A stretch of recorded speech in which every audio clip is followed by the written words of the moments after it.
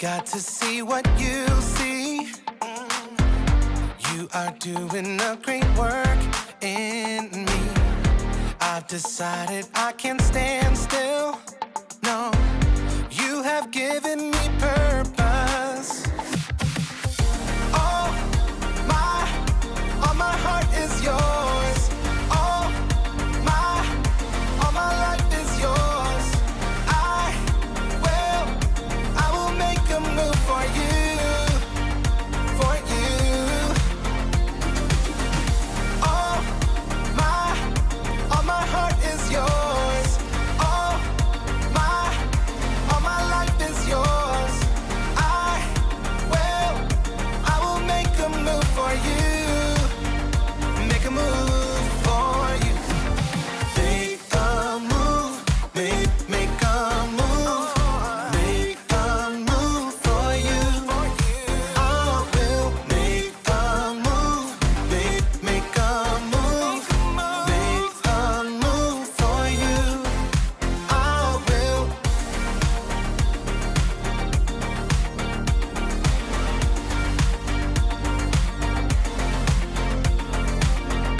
I'll take up the call to serve you.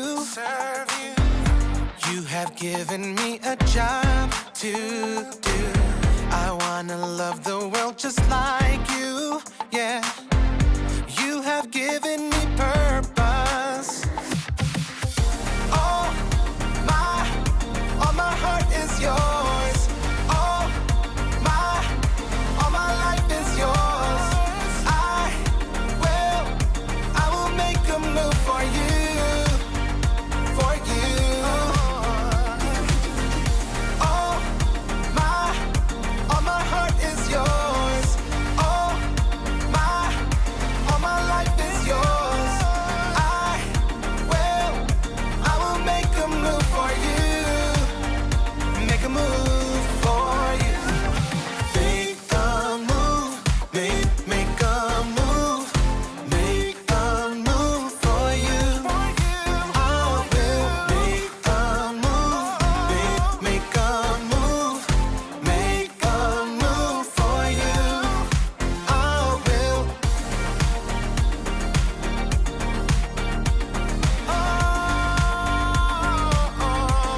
Make a move. Where is Straight Street? Hey, welcome to Story Lab.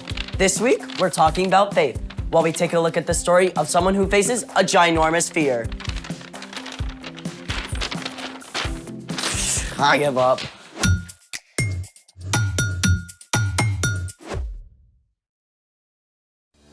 Hey, I'm Skylar. And I'm Sebastian. We're talking about faith, which is trusting in what you can't see because of what you can see.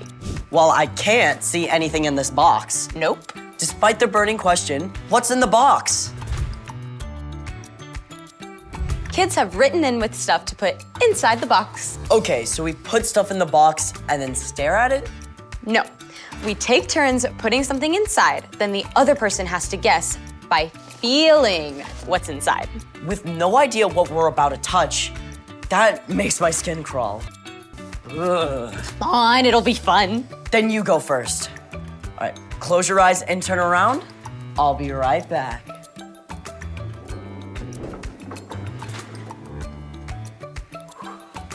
Ready? Yep. You ready? Can we get some happy music? Hey! Picky, picky. Okay, it's cold. What do you think what do you think it is? I don't know. Keep Hold guessing. on. Wait. It feels kind of stringy. It kind of feels like pasta. Well, what do you think it is? Is it pasta?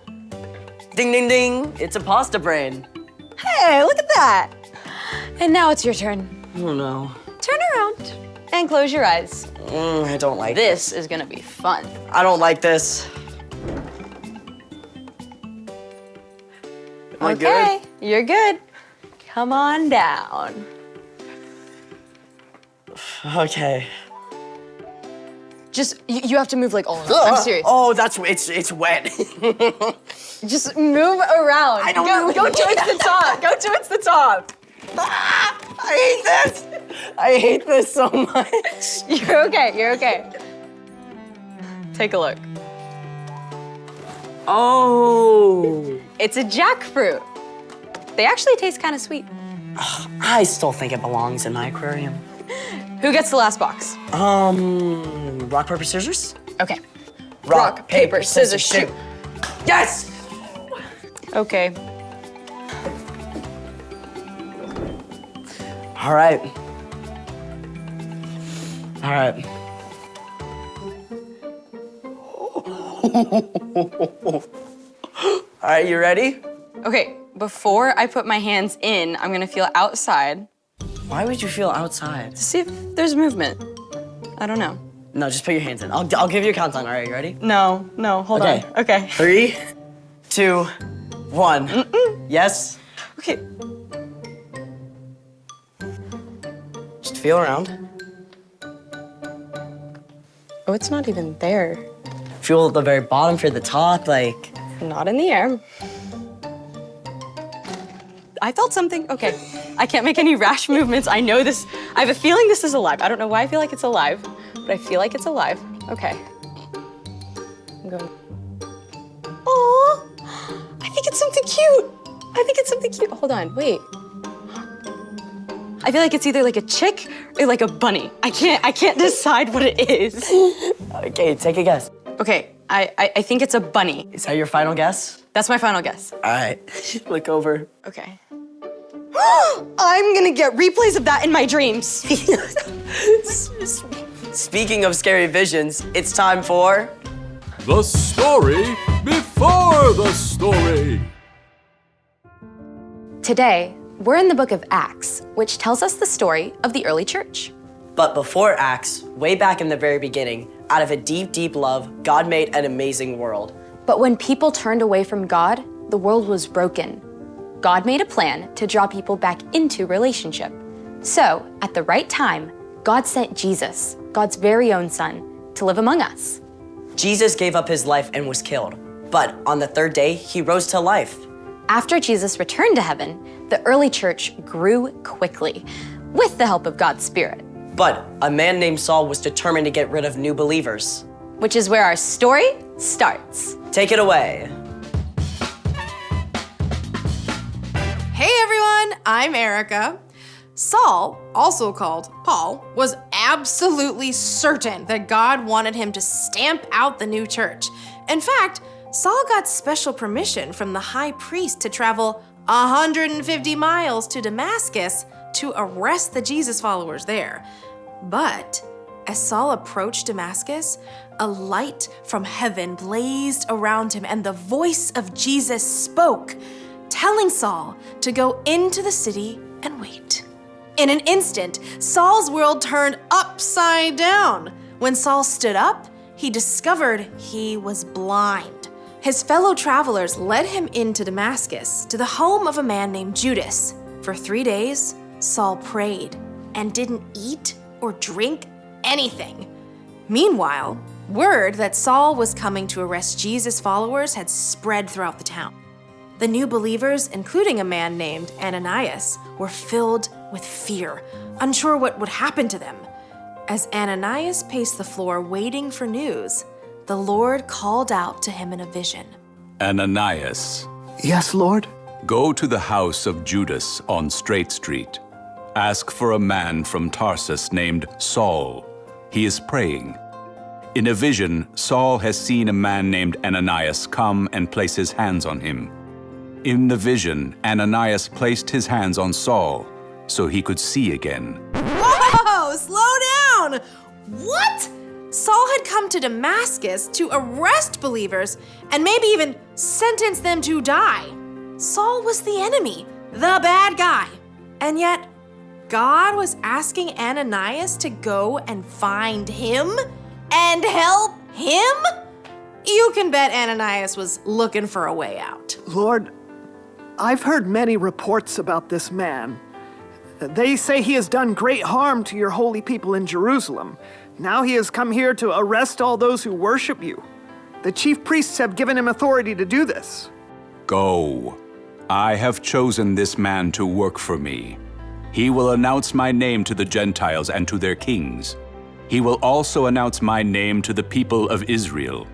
I will show him how much he must suffer for me. Whoa!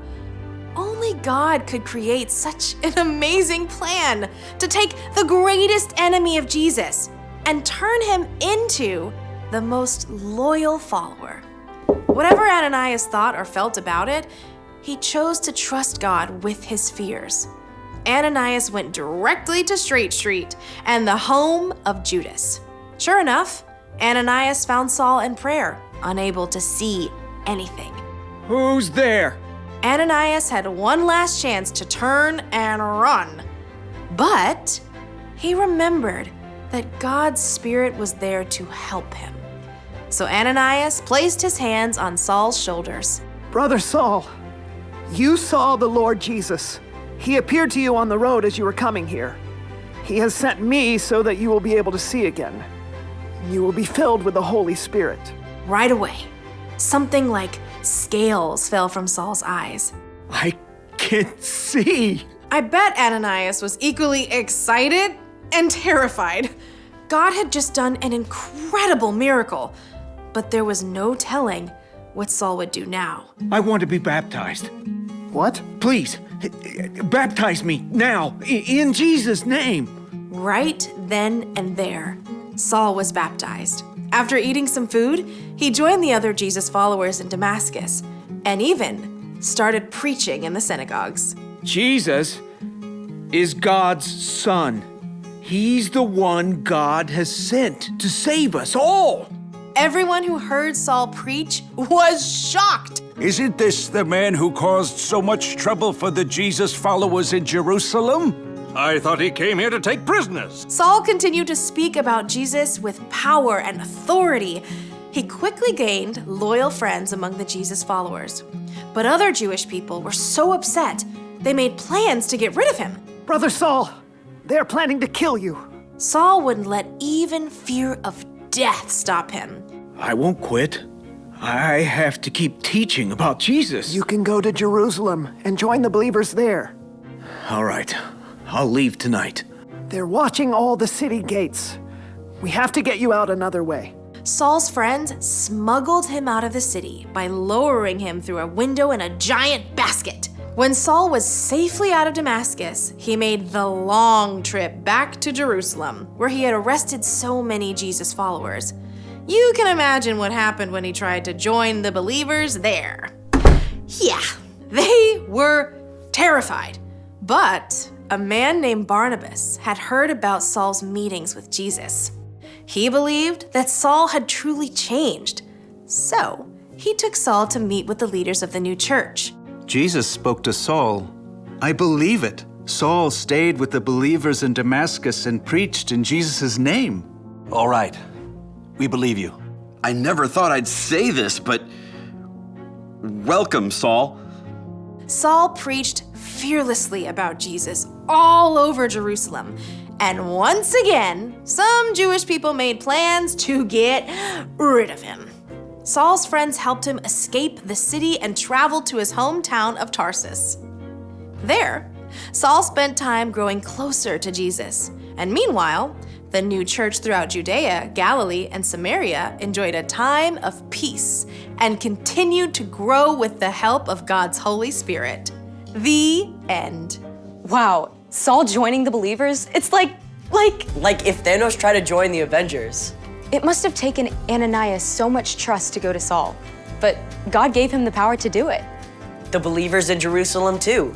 I mean, God helped them face their fear of Saul. That's right. The new believers were learning that they could rely on God's Spirit for help in any difficult situation. So, what's our part in this story? Well, just like the believers in the new church, we have fears to face. And those fears can take all kinds of shapes. Maybe it's figuring out how to talk to a kid in your class who's been saying mean things about you.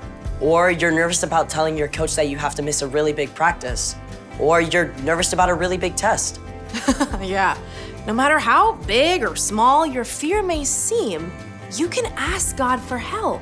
God may not change the situation, but you can have faith that God will give you the power to face it head on.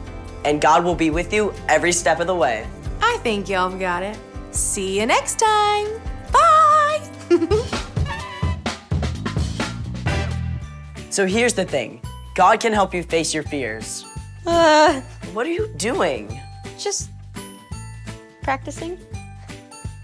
Thanks for joining us in the Story Lab. See you next time. She's actually pretty cute.